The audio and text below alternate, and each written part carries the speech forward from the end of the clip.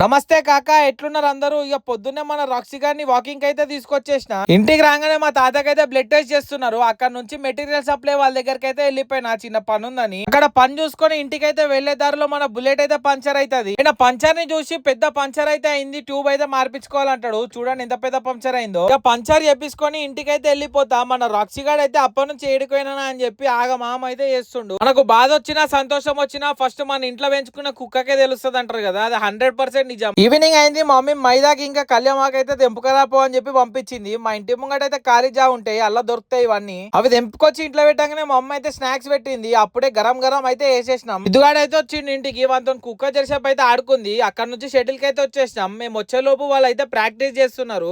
Badminton complete చేసుకొని ఇంటికి అయితే వచ్చేస్తా. అప్పుడే స్నాక్స్ తిన్నామని చెప్పి ఏం ఆకలి అయితే లేని ఇవైతే వేసేసి బయటికి అయితే వెళ్ళిపోయినా. ఈ రోజు మిస్టరీ ఆఫ్ ద డే ఏంటంటే, మహేందర్ గడ్ అన్ని మానేసి ఇంట్లో కూర్చున్నాను అనుకున్నాం ఇన్ని రోజులు, కానీ వాడైతే రెగ్యులర్ బయటనే తిరుగుతుండు. ఇక దోస్తులతో టైం పాస్ చేసి ఇంటికైతే వెళ్ళిపోయినా. ఇలాంటి మరిన్ని ముచ్చట్ల కోసం ట్రావెల్ విత్ బంటిని ఫాలో చేయండి.